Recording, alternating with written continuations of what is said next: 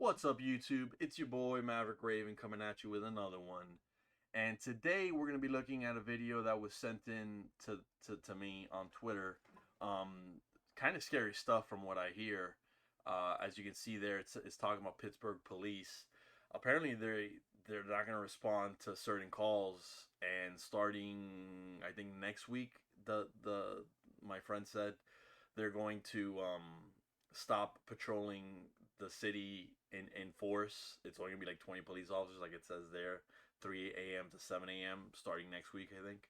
But we're gonna do a reaction video. Tim Pool's got his own video on it here, and we're gonna go ahead and react to that and see how bad it is. But before we get into that video, if you would please do me a favor, do all the social media stuff, like, comment, subscribe, comment, all that good stuff. It really helps out the channel, and I would really appreciate it. Let's get to it though, huh?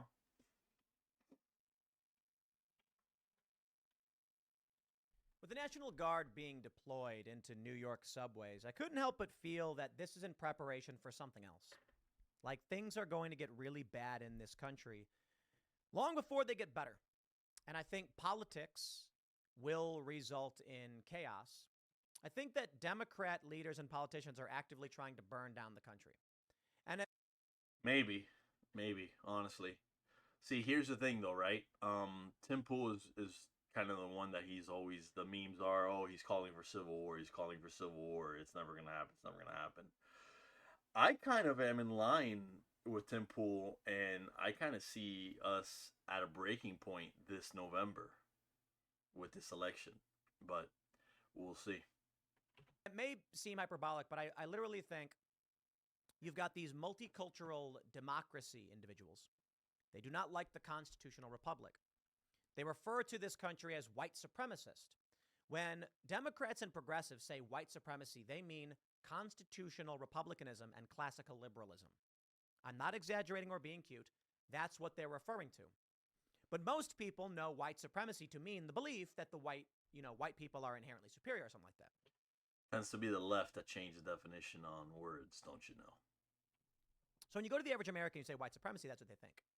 But the left believes that our republicanist form of government, and I don't mean Republican Party, I mean that there are states that are represented to a larger federal government. They believe that is white supremacy. They want to break it all down.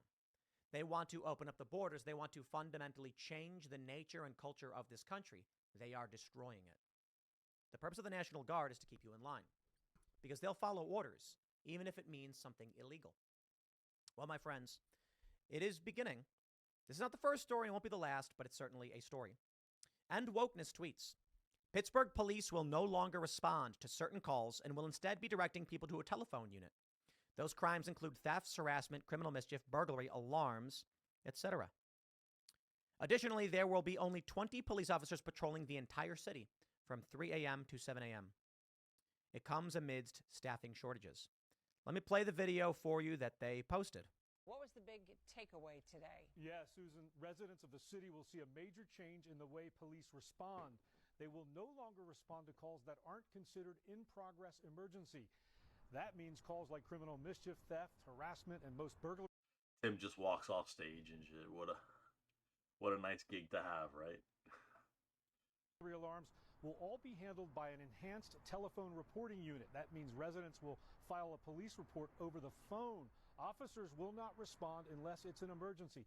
Also, between the hours of 3 a.m. and 7 a.m., there will be no officers at any of the 6 stations throughout the city. Call boxes that link directly to 911 have been installed for people to use in case of an emergency.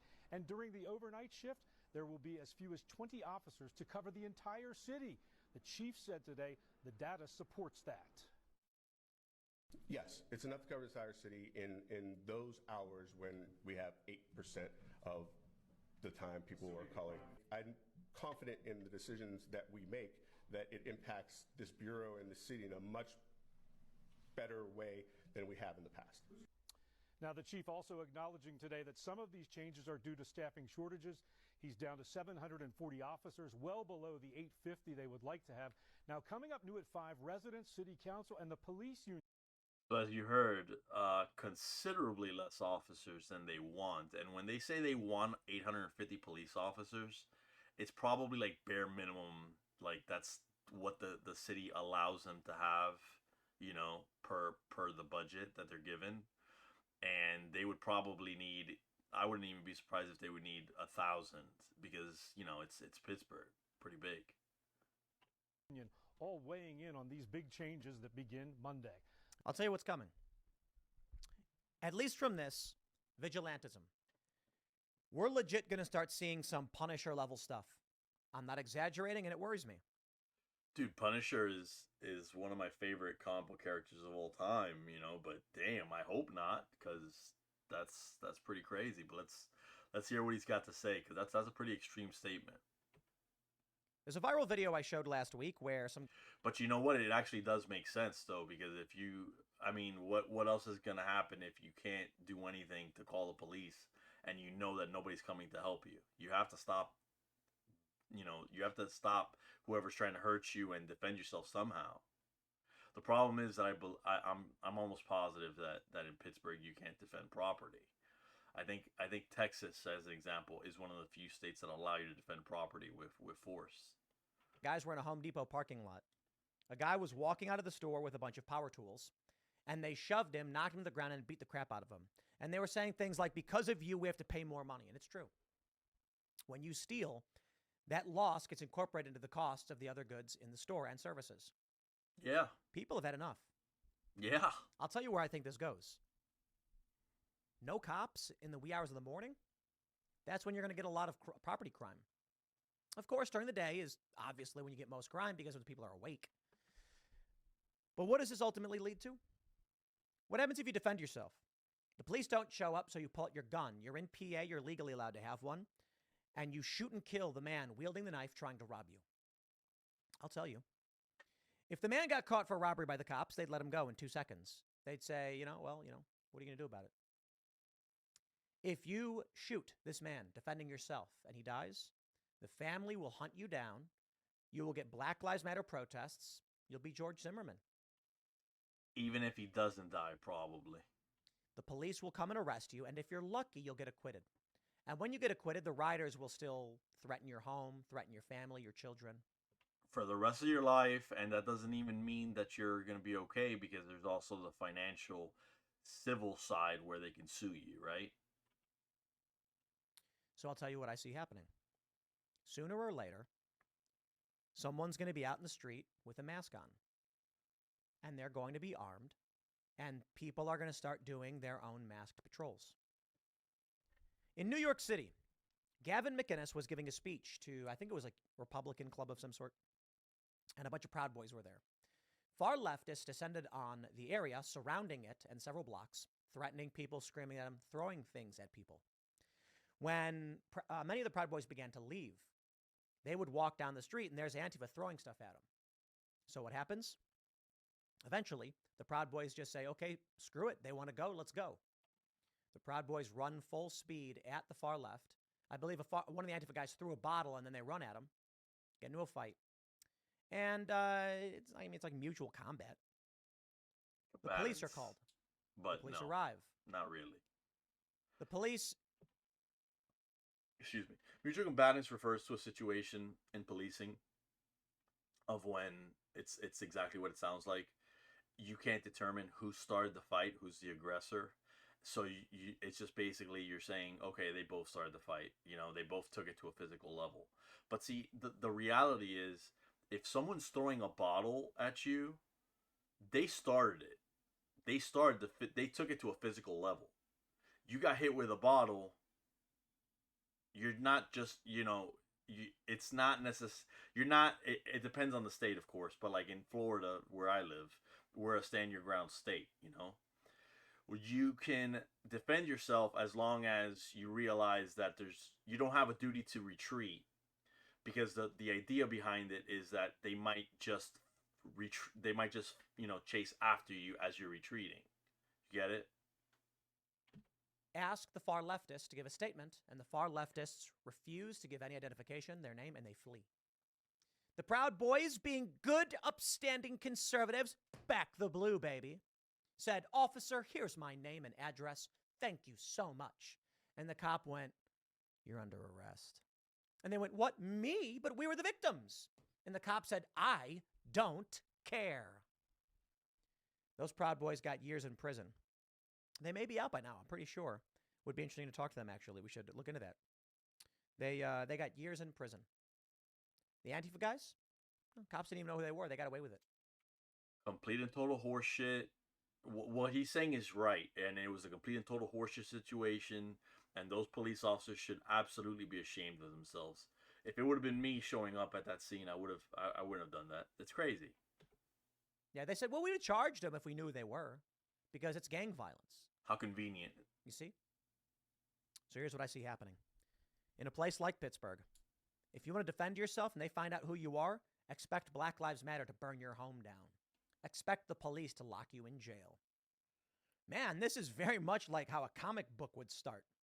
Yeah. The city was rampant with lawlessness. Activists would target anyone who dared defend themselves, but criminals ran free because the police were politically lacked the power to do anything about it. Sounds like some Watchmen So people shit. began to put on the masks. Because then, well, they can't stop the criminals. And they can't stop those wearing masks. They don't know who they are. Vigilantism, dude. Watchmen is an interesting comic. I recommend you read it. Graphic novel. Or the movie, but the graphic novel is way more detailed and way better. In that one, it's basically the gangs were wearing masks. And when the cops would try to do anything to them, the gangs would retaliate. So the cops started wearing masks, which is not allowed. And so eventually you end up with vigilantes. Heroes who would wear masks to protect themselves from law enforcement and from criminal gangs. But law enforcement mostly was into it for a while. But then eventually they passed a bill, like this is the graphic novel, that you can't wear masks anymore. Vigilantes are outlawed. And in the movie, in the graphic novel, Rorschach, he doesn't have any powers. He's just a guy who is strong, can fight, and wears a mask. The cops hunt him down. They put him in prison for being a vigilante. But they know that he's stopping bad guys. Granted, he kills people. He's a brutal, brutal, nasty guy. A lot of people like him. He's a moral absolutist, though. But I see us going in this direction. Agreed. I'm reminded of the V for Vendetta scene. He's going to talk about V for Vendetta, one of my favorite movies. Rorschach is my favorite character in that story, but he definitely is a moral absolutist. It's kind of a shame that he is. So, but yeah, you guys. Where the inspector is saying eventually someone will do something stupid. It's a really interesting scene. It shows one of these authoritarian cops seeing a little girl running wearing the Guy Fawkes mask, so he shoots her in the back, kills her. And then people come up around this cop, and he's holding up his badge, and then they just scene cuts. But they probably beat him to death. Here's what I see happening. There's reports coming out of Haiti. I don't know if these are true. That if you're a cop and these gangs catch you, they will beat you in public while you scream and cry because you're on the other side. I would not be surprised if we see something similar here, whether you're a cop or otherwise. The police officers that are willing to arrest, people for minor infractions parading at the Capitol or something like this on January 6th, but they allow murderers to go free. If a guy robs a liquor store, the left and the government protects. I mean, look at this. Joe Biden apologized for calling a murderer illegal. That's where we're at. But if you're Daniel Penny or Daniel Perry, yeah, there's two of them. One guy in Austin, far leftists approached him with a rifle and raised it to his car, and he shot him and went to jail. And then you have the guy in New York where there was a deranged man in the subway threatening to kill people, and people have been killed in the subway. And so I think this one was Penny. Puts him in a headlock, and now he's in jail. They'll come after you. There's only one thing you can do. If you are on that train, and I'm not going to give legal advice to anybody. I don't recommend you do anything. I'm saying if Penny, as this man screaming, I'll do this, I'll do that, pulled off his suit revealing a Superman. I'm not going to give legal advice here, but I will say that if you ever find yourself in a position where the police want to interview you, no matter what, always get an attorney. Always, always, always get an attorney. And don't volunteer any information whatsoever. This is going to probably seem as a surprise to some people because they're going to say, why is it that you're saying this as a former police officer? Why would you advise that? And I'll tell you why. because I'm a constitutionalist, meaning I believe that the Constitution is the greatest form of governance that's ever existed. I believe in our form of government. I believe in the Constitution. What is going on now for police officers, the the quality candidates, the people that used to be trying to be police officers because it was the right thing to do because they wanted to make their community a better place, we're not seeing it. At least not in my department, my old department, and my old department was one of the largest in the entire country. And we're not seeing it back there. So what's it to say that we're going to be seeing it in other places where there's even fewer, slimmer pickings? So just to keep in mind, yes, most police officers might be in it for the right reasons. And I say might because I can't even speak from experience anymore. But I can tell you that when I see things like that, like these stories, that the Penny and the Perry story, it infuriates me because these are people that should be out. They should be with their families right now. And they're not. And it's ridiculous. Man costume and pulled on a mask. There'd be a video of the subway superhero who saved people from a deranged man threatening to kill others. The left would scream, "No! He didn't have to kill him!" Just like that, Witnesses too. said their lives were saved. Just like And that, everyone too. would say, who is the masked vigilante who stopped these people? Nobody knows. You know they would scream just like that, too. The no! And Penny would not be in jail. Or not be going to jail. I think he's out on bond. But they're going to lock him up. They'll get him for something. With Pittsburgh doing this with police, this is where I feel like we're going. People are going to start putting on masks, and they're going to go out with baseball bats, and they're going to just beat the ever-living crap out of criminals. But guess what? It won't matter. There's no cops in Pittsburgh to even arrest the vigilantes. There'll be a news report that says man beaten with baseball bat, shocking story. And you'll get the details. You'll see a video of it. And it'll be a guy wearing all black and a ski mask beating a burglar. A guy robbing a liquor store gets cracked in the head because they're going to be like, there's no cops anymore. And then what? I don't know. This year is going to get absolutely wild. There's this really fun conspiracy theory. It's hilarious. People online, on Twitter, the conspiracy theory is that there is a device that can see into the future, and it stops at 2024. I will say this. You know, I feel fairly confident in being able to predict and see things. Not that I get everything right or could see everything. But for instance, I'll give you an example. Like in 2020, the left likes to play these videos of me saying 49-state landslide. It's mostly a meme referencing Ronald Reagan. But what I was actually saying is that, like Moody's Analytics, for instance, said the economy was so good, Trump could expect to see, there's a slim potential of a landslide victory. But likely he could get a couple points above 50% and win the popular vote. And so my view is that Trump was walking towards victory, and we may have the same problem we have today. I wasn't wrong. What I was assessing was good data analytics and a good economy and a lot of factors that historically would say a president would win. We all saw that. What we missed, the shadow campaign to save the election. That's what they called it in Time magazine. I couldn't have known about that. What I mean to say is, when I'm like, wow, look at all these indicators of Trump winning. Seems like he'll win. Trump didn't win, and the only assumption we could make off the data was that Trump was likely going to win. And in fact, Trump got more votes than any sitting president. And he's the first, I believe he's the first president to get more votes but lose. He's the first president in the past 60 years to lose the bellwether states. So it's like the bellwether counties, like he won all these metrics, still didn't get there. Because we didn't expect what Time magazine referred to as the shadow campaign, universal mail-in voting, lawsuits, things like that. Ballot harvesting, yeah. I don't know. I'm gonna have to read a little bit more about that shadow campaign because it sounds a little bit more involved than just good old-fashioned election denial, right? But I mean, whatever. I don't believe that Donald Trump should have lost the last election, but we'll see. Call it whatever you want.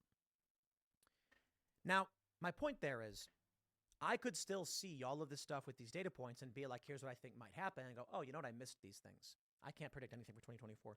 I'm surprised Joe Biden's even still in the race. I can't see anything. I don't know what happens. Maybe at like December 31st, 2024, we'll all be sitting there being like, I can't believe what just happened this year. And then all of a sudden there's a flash. We're in a big, vast, open, white space standing there by ourselves. Like, what? Everything's gone. Your chairs are gone. Your house is gone. It's just you're in nothingness.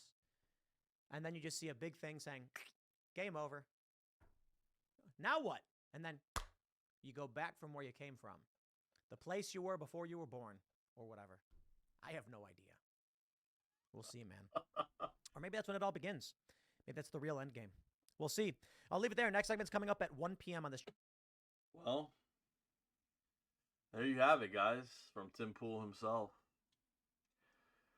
This is scary. This is very scary with the changes in policing and the changing of the country. Something to keep in mind. Keep in mind. I hope my friends on the right side of the aisle are getting in shape and getting, some good cardio, because it's going to be a crazy year. It really is. One way or another, it's going to be a crazy year. Be safe. Really, guys. Be safe. Be good to one another. Stay based.